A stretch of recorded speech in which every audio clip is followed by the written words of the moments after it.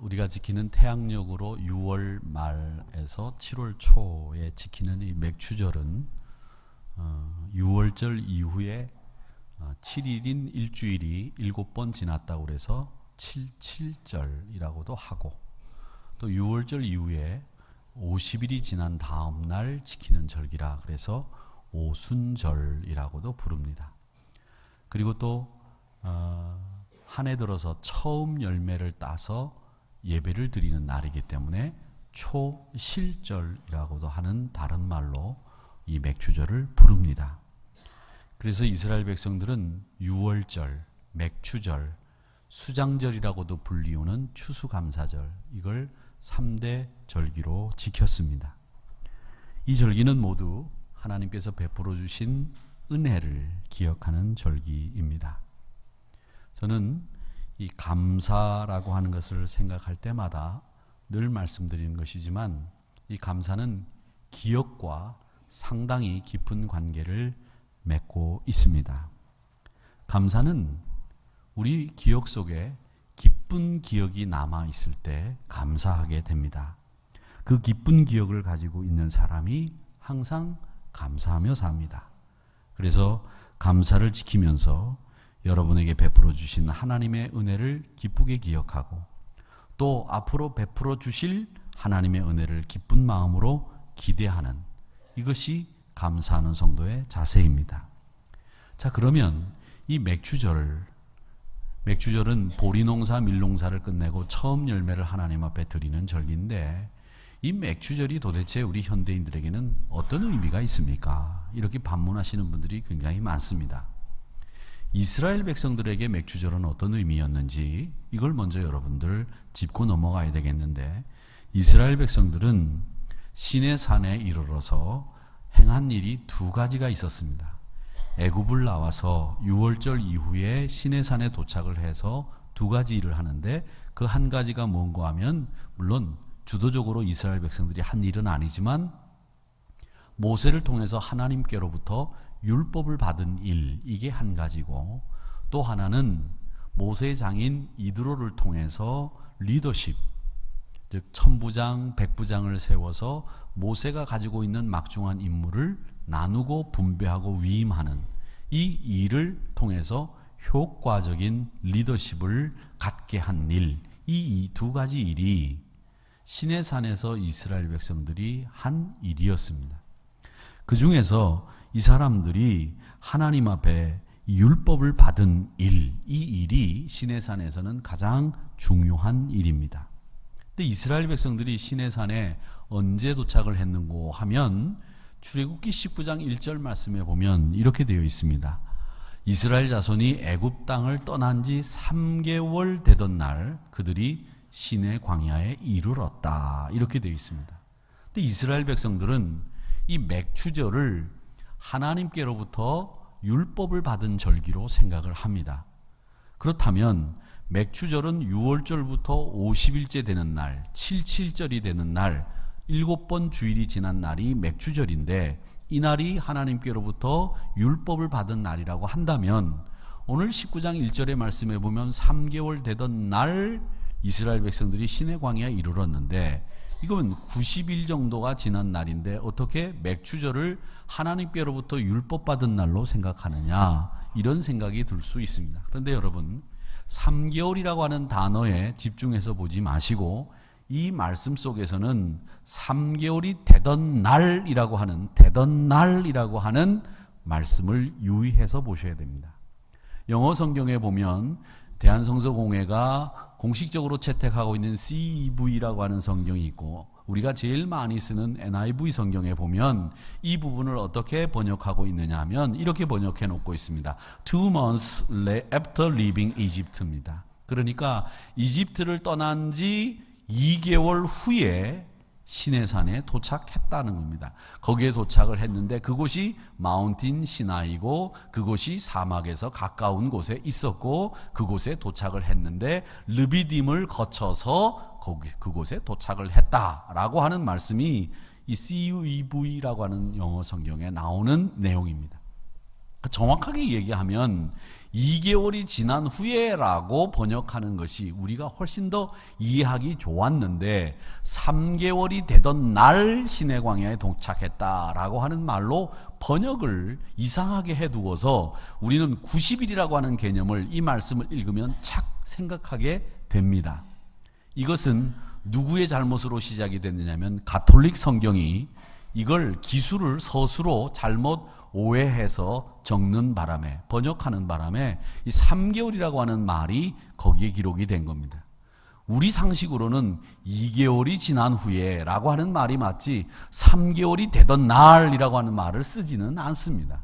그렇기 때문에 이 말은 대략 50일이 지난 그 어느 때에 이스라엘 백성들이 시내산에 도착을 해서 하나님의 율법을 받았는데 그 율법을 받은 날 이스라엘 백성들은 어떤 걸 생각했느냐면 애굽에서 나올 때 우리는 노예 생활을 청산하고 이제는 자유인이 되었다. 근데 이 자유인으로만 사는 것이 아니라 시내산에 도착을 해서 하나님의 율법을 받는 순간에 자유인에서 이제는 하나님의 자녀가 되었다라고 하는 신분의 변화가 계속 일어나게 되는 겁니다. 그 신분의 변화, 하나님의 자녀가 되었다고 하는 그 신분의 변화를 결정적으로 증거할 수 있는 내용은 뭐냐면 하나님으로부터 모세를 통한 율법 수요가 이스라엘 백성들에게 신분의 변화, 하나님의 자녀됨의 변화를 주게 되었다는 겁니다. 그게 언제 있었느냐? 맥추절에 있었다라고 생각을 합니다. 그래서 이스라엘 백성들은 6월절은 노예로부터 자유함을 얻는 절기, 그리고 맥추절은 내가 하나님의 완벽한 자녀 되었음을 자긍심으로 가지고 인정하고 확신하는 절기가 6월절 이후 50일째 되는 오순절 맥추절의 의미였습니다. 그러니까 이스라엘 백성들은 이 맥추절이 되면 내가 하나님의 자녀라고 하는 자긍심으로 자신의 정체를 다시 한번 확인하는 절기로 지켰다, 이렇게 생각을 하시면 되겠습니다. 그러면 이 맥추절이 우리에게는 어떤 의미가 있느냐? 여러분, 그렇습니다. 여러분들이 세상을 떠나 세상의 가치관과 세상의 모든 지혜로운 것을 다 그치고 하나님의 백성 되기로 생각하고 여러분들이 믿음을 가지기 시작을 했을 때, 여러분, 그것이 바로 6월절 신자라고 한다면 맥추절 신자는 하나님으로부터 받은 이 말씀을 가지고 내가 살기로 다짐하고 내 마음속에 내가 하나님의 자녀라고 하는 확증이 있는 신자가 바로 6월절 이후 맥추절 신자의 모습이라고 하는 겁니다. 그러기에 사랑하는 성도 여러분, 여러분은 내가 하나님의 자녀 되었다고 하는 확실한 자신의 간증을 가지시고 사시는 맥추절 신자가 되시기를 주님의 이름으로 축원합니다. 이게 맥추절이 우리에게 갖는 가장 중요한 의미입니다. 내가 하나님의 자녀 되었음을 확증하는 절기, 그게 맥추절이다, 이렇게 생각을 하시면 되겠습니다. 자, 어쨌든 이런 이 구약시대의 이스라엘 백성들이 가지고 있었던 맥추절에 대한 생각을 가지고 우리가 오늘 나의 신앙됨을, 나의 하나님의 자녀됨을 확인했다면 현대 우리 교회에 있어서 이 맥추절은 어떤 의미이냐라고 하는 겁니다. 사랑하는 성도 여러분, 이 맥추절인 오순절, 칠칠절, 초실절, 그 중에 하나인 이 오순절을 여러분 생각해 보시기 바랍니다. 이 오순절 하면 여러분 머릿속에 떠오르는 생각이 있으실 겁니다. 뭐가 생각이 나십니까? 성령 강림, 성령이 임하시는 사건이 일어난 때가 오순절입니다. 불의 혀같이 갈라지면서 방언이 터지고 능력이 임하면서 120명의 성도들이 마가의 다락방에서 기도하다가 오순절날 성령을 받았습니다. 그 성령을 받은 성도들이 무엇을 시작했느냐? 예수님의 부활을 기념하며 예배를 시작하고 공동체를 형성했는데 그게 신약의 교회 시대가 열리게 된 연유입니다. 사랑하는 성도 여러분, 그러니까 곧 이 맥추절은 우리가 신약의 교회가 시작된 절기라고, 복음이 뜨겁게 일하기 시작한 때라고 생각을 하시면 되겠습니다. 기억하시기를 바랍니다. 신약의 교회가 시작된 때가 맥추절입니다. 복음이 본격적으로 일하기 시작한 때가 은혜를 체험하고 방언을 말하고 병을 고치고 수천 명씩 회개하고 예수님을 영접한 시기가 바로 맥주절입니다. 그러기에 이 맥주절은 교회의 생일이라고 할 수 있습니다. 우리 한우리교회 생일은 9월입니다. 신약시대의 생일, 교회 생일은 맥주절입니다. 이 날은 이런 의미를 가지고 있다고 생각을 하시면 되겠습니다. 그러면 이 생일날은 생일상을 차리고 기뻐들 하고 축하합니다. 그런데 우리가 교회 생일인 맥주절, 그리고 내가 하나님의 자녀 되었음을 확증하는 하나님의 말씀대로 살기로 다짐하는 이 맥주절에는 우리가 어떻게 지켜야 되겠느냐? 여러분, 감사함으로 지키시기를 먼저 축원합니다. 1년의 절반이 지났습니다. 그동안 베풀어 주신 하나님의 은혜를 감사하는 마음으로 생각해 보시기 바랍니다. 얼마나 많은 일들이 있었습니까? 그런데 그 많은 일들 가운데서 하나님이 나를 지켜주셨어요. 내 가정을 붙잡아 주셨어요. 내가 여기에 앉아있게 만들어주시고 하나님 앞에 찬양할 수 있도록 만들어주셨다는 겁니다. 물론 이 자리에 앉아 계신 분들 중에서 그렇게 생각하실 분들이 있습니다. 목사님, 제가 매일 저녁에 헬스클럽 가서 운동하고 땀 빨빨 흘리고 건강을 유지하고 이약저약 다 먹어서 건강해서 내가 여기 있는 거지, 뭐 하나님의 은혜로 내가 여기 있는 겁니까? 이렇게 얘기하실 분 여기 아무도 없을 줄로 압니다. 반은 그냥 그렇게 생각하시는가 보다. 그렇게 생각하실 분이 아무도 없을 줄로 압니다. 여러분이 아무리 운동하고 뛰고 한다고 해도 어떤 분은 말이죠, 아시잖아요. 어떤 분은 막 건강하기 위해서 막 뛰고 막 피가 막 딱 이렇게 서 있으면 막 밑으로만 가기 때문에 거꾸로 한 번씩 해준다고 물구나무 서기도 하고 그러다가 그냥 돌아가시는 분도 계세요. 어떤 분은 또 좋은 음식 먹는다고 맨 좋은 음식만 골라 먹다가 영양이 불균형을 이루어가지고 그냥 영양 불균형으로 그냥 돌아가시는 분도 계세요. 얼마나 많은 분들이 세상을 떠나는지 몰라요. 그런데 여러분 건강하게 지내셨잖아요. 하나님이 여러분 가정 지켜주셨잖아요. 성경에 보면 이렇게 우리를 지켜주신 하나님의 은혜를 곳곳에서 알려주고 있습니다. 시편 68편 19절에 보면 날마다 우리 짐을 지시는 주님이, 우리의 구원이신 하나님이 계시기 때문에 찬송하라고 말합니다. 시편 121편 여러분 좋아하시는 말씀들이 있죠. 여호와께서는 너를 실족하지 아니하게 하신다고, 너를 지키시는 이가 졸지도 아니하신다고 말씀하셨습니다. 또 7절 8절로 내려가 보면 여호와께서 너를 지켜 모든 환난을 면케 하셨고 내 영혼을 지키셨다고 말씀하셨습니다. 8절의 말씀에 보면 여호와께서 너의 출입을 지금부터 영원까지 지켜주신다고 말씀하셨습니다. 시편 23편 여러분 좋아하시죠? 저도 참 좋아합니다. 내가 사망의 음침한 골짜기로 다닐지라도 해를 두려워하지 않을 것은 주께서 나와 함께 하심이라. 주의 지팡이와 막대기가 나를 안위하시나이다. 저는 몸이 좀 아플 때는 항상 이 말씀을 외웁니다. 주의 지팡이와 막대기가 나를 안위하시나이다. 타이레놀보다 더 진통 효과가 큰 말씀이에요. 타이레놀 드실 때도 있어야 되지만 타이레놀 꼭 드실 때에 드셔야 될 때, 그때 주의 지팡이와 막대기가 나를 안위하시나이다 그렇게 외치시면 더 큰 진통의 효과가 생긴다니까요. 여러분은 진통제를 안 맞고 시편 23편의 말씀으로 진통제로 삼으시기를 바랍니다. 그렇다고 막 아픈데 의사가 진통제 놓으라는데 우리 목사님이 시편 23편을 진통제로 삼으라고 했으니까 놓지 마세요 이러지 마시고 진통제도 맞으시는데 시편 23편이 여러분에게 가장 좋은 말씀입니다. 환난과 질고 고통과 시험이 가득한 이 세상에서 오늘이 있게 하신 하나님 앞에 평안할 때도 감사, 고난 속에서도 감사할 수 있는 여러분이 되시기를 축원합니다. 도레이 박사는 이런 얘기를 했어요. 성령 충만한 성도들은 가장 그 현저한 특징이 있는데 그게 뭐냐? 감사라고 했습니다. 성령 충만한 성도의 특징이 뭐냐? 감사다.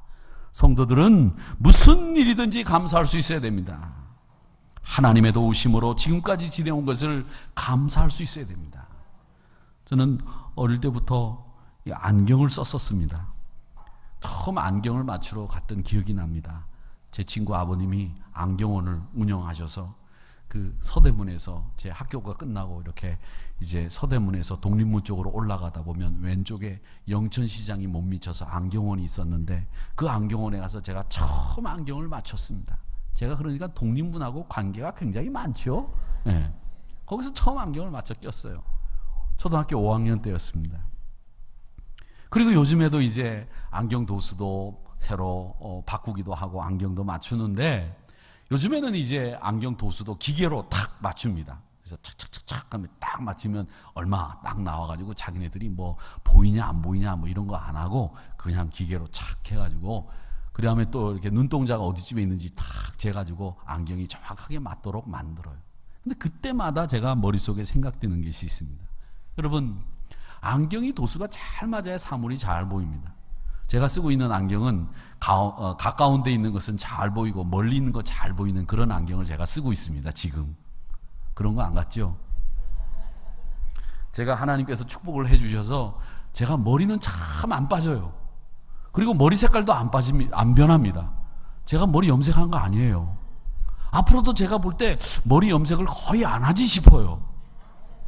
아멘 하신 분들은 복이 있을지어다.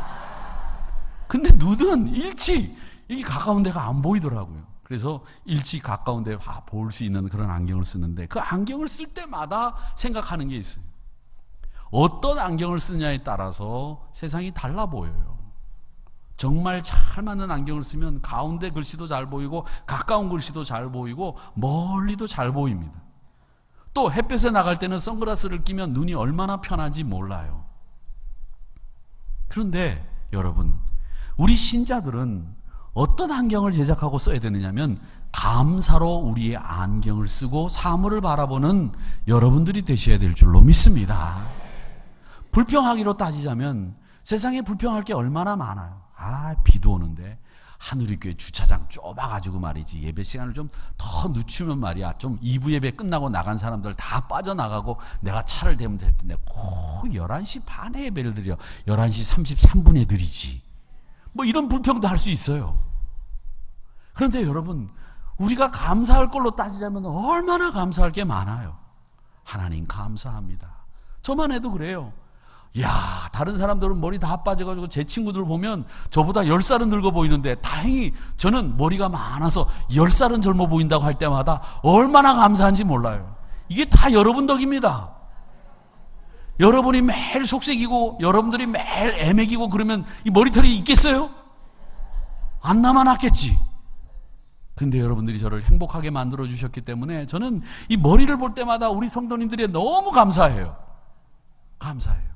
이건 다 여러분의 겁니다. 감사하세요. 감사한 것이 우리 신자들의 삶의 가장 중요한 틀이에요. 감사의 안경을 끼시고 세상을 감사로 바라보시기를 주의 이름으로 축원합니다. 하나 더, 맥주절은 기쁨으로 지키셔야 됩니다. 기쁨. 절기를 영어로는 페스티벌이라고 합니다. 그 뜻이 뭡니까? 축제, 잔치라는 거예요. 하나님께서 오늘 본문 말씀인 출애굽기 23장 14절에서 남자들은 매년 3번 내게 절기를 지킬지니라 내게 보여라 이렇게 말씀을 하시면서 명령하셨는데 이 말씀은 의무를 강조하고 책임을 강조하는 말씀이기도 하지만은 이 말씀은 뭐냐면 야 너희들 내가 너희들에게 베풀어준 은혜를 기억하면서 기뻐해라 1년에 3번은 꼭 기뻐해라 이 말씀을 하시는 거예요. 저는 오늘 본문 말씀을 설교를 준비하면서 우리말로 번역을 좀 해봤어요. 쉽게 오늘 본문 말씀을 제가 번역한 걸 들어보십시오. 너희들 세상 살기 힘들지. 그렇게 힘들어도 3번은 꼭 기뻐해야 하기 때문에 명절로 지켜라. 무교절 지키고 그때는 그 이름대로 누룩 넣지 말고 빵 만들어 먹어. 왜? 너 그때 기억나? 이집트에서 나올 때 허겁지겁 누룩 넣지 않는 빵을 만들어 먹었잖니.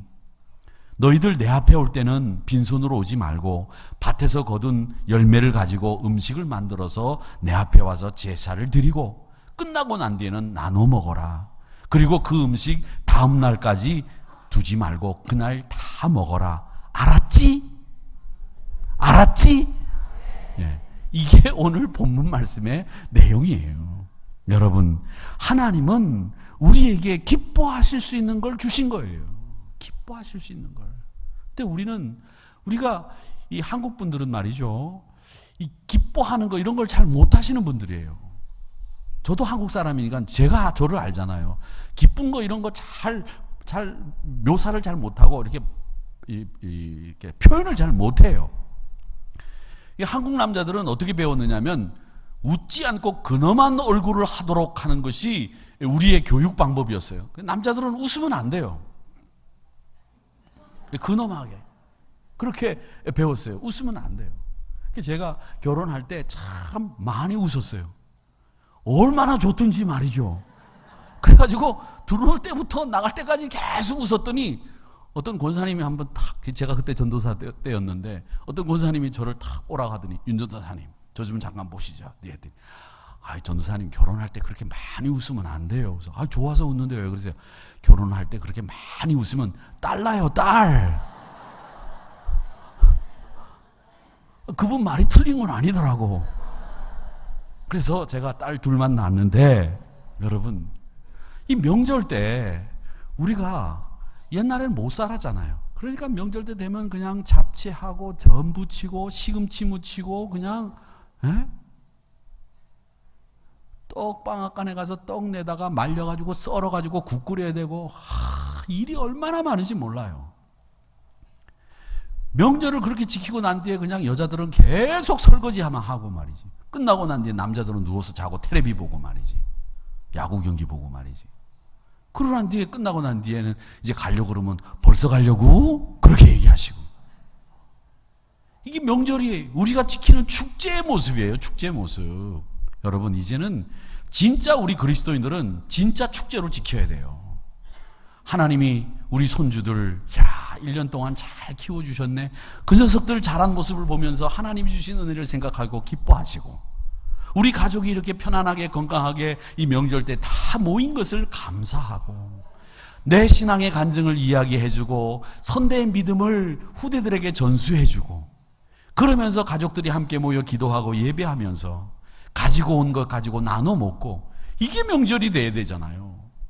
음식을 잡채는 할 필요가 뭐가 있습니까? 전을 끓이고 고기를 굽고 난리를 칩니까? 그냥 있는 김치끈에다가 계란 후라이 하나 해서 된장국 끓여가지고 김하고 먹으면 되지. 그렇게 많이 해가지고 와가지고 그걸 다 못 먹고 또 갈 땐 또 다 싸줘. 그래가지고 싸준 거 갖고 와가지고 그걸 또 바로 먹냐? 냉장고 안에다 냉동실에 다 넣어놨다가 3개월 후에 꺼내가지고 풀어가지고 먹을래 봐. 그럼 맛있어요? 하나도 맛없어요. 여러분, 우리 그렇게 살잖아요. 그런데 그거보다 우리 삶 속에서 정말 우리가 누려야 될 기쁨이 뭔지를 알고 그 명절을 지켜야 되고, 이 맥주절도 지키자는 거예요. 하나님이 우리에게 주신 기쁨, 그 기쁨을 누리면서 사셔야 돼요. 그러니까 다 끝나고 난 뒤에 빨리 가서 쉬다가 내일 또 가서 예배드리고 열심히 일해라, 이렇게 얘기하셔야 돼요. 우리 권사님들이 그 일을 우리가 주도적으로 해야 돼요. 권사님들이. 그러니까 다음번 명절 때는 우리 권사님들이 음식 해오지 말고 우리 이 집에 있는 거 가지고 먹자, 그렇게 얘기하세요. 자, 한번 따라하세요. 집에 있는 것 가지고 먹자. 시작. 집에 있는 것 가지고 먹자. 이렇게 하시고, 그다음에 또 한마디 또 있어요. 우리 권사님들만 하세요. 빨리 집으로 가라. 시작. 네, 빨리 집으로 가라. 이렇게 얘기하셔야 돼요. 그게 진짜 기쁜 일이에요. 벌써 가려고 하나 이렇게 째려보지 마시고. 그 다음에 또 하나 여러분 꼭 기억하셔야 될 건, 명절 전에 그냥 있는 음식 가지고 먹자 한 다음에 그 다음에 또 뒷말을 꼭 하셔야 돼요. 봉투는 두둑히 갖고 와라, 이렇게 얘기하셔요. 그렇게 하셔야 돼요. 그 말은 빼놓으면 안 돼. 아셨죠? 예, 여러분 꼭 하셔야 됩니다. 기쁨이라고 하는 게 뭡니까? 기쁨, 하나님이 주신 기쁨, 그게 진짜 기쁨이잖아요. 많이 먹어서 기쁜 게 아니고 내 가족을 보면서 하나님이 주신 은혜를 헤아릴 수 있어야 돼요. 우리가 가족이 이렇게 함께 모여서 예배드리면서 정말 감사하다. 하나님이 나를 통해서 이렇게 행복한 가정을 이룰 수 있게 하셨구나. 이게 바로 기쁨인 거예요. 사랑하는 성도 여러분, 하나님께서 주신 이 기쁨을 여러분의 기쁨으로 삼으시기를 축원합니다. 하나 더, 18절 말씀에 보면 기름을 아침까지 남겨두지 말라고 말씀하셨는데, 이 말씀은 하나님이 이 말씀을 하신 이유가 있어요. 이 이유가 뭐냐면, 여러분, 우리 사람은 말이죠, 기뻐하다가 보면 자칫 실수하기 쉬운데, 그게 뭐냐면 욕심이 개입되기 쉽습니다. 과하기가 쉽습니다. 이게 기쁨이 우리에게 늘 경계하고 조심해야 될 우리에게 주는 경고예요.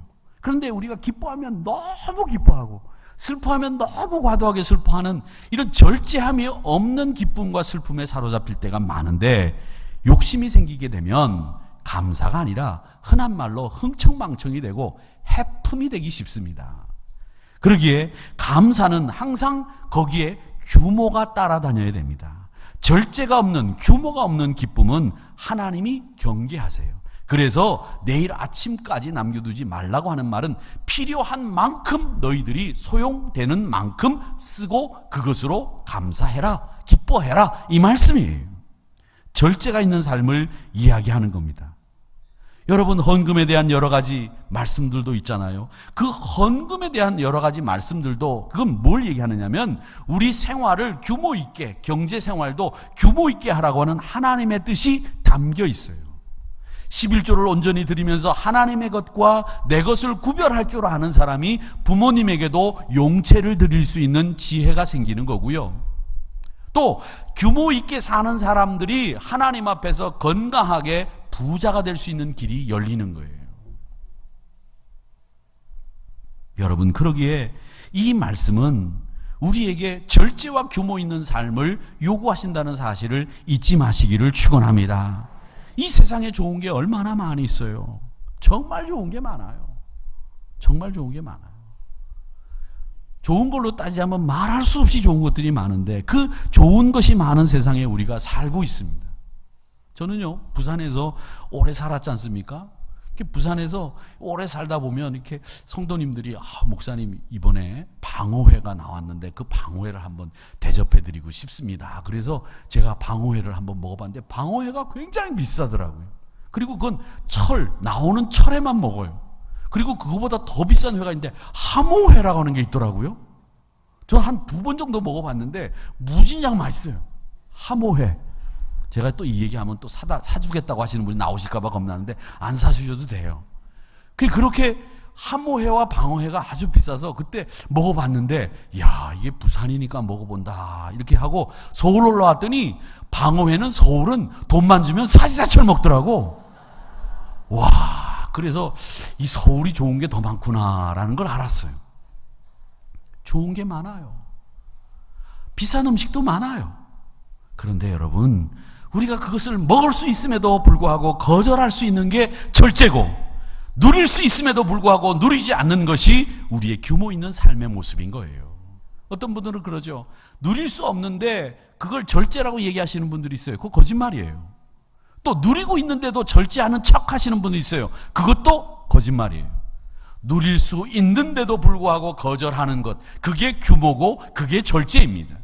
그러기에 사랑하는 성도 여러분, 오늘 이 말씀을 통해서 내일 아침까지 기름을 두지 말라고 하는 말씀을 통해서 우리 삶을 규모 있게 만들려고 하는 하나님의 명령으로 들으시고 참 기쁨을 규모 있는 기쁨으로 만들어 가시기를 주의 이름으로 축원합니다. 인색하지 마세요. 이건 규모 있는 게 아닙니다. 인색은 남에게 인색한 게 아니라 자기에게 인색해야 되고 남에게는 후회해야 되는 것이 우리 성도들의 삶입니다. 인색한 건 두려움 때문에 생기는 마음의 병이에요.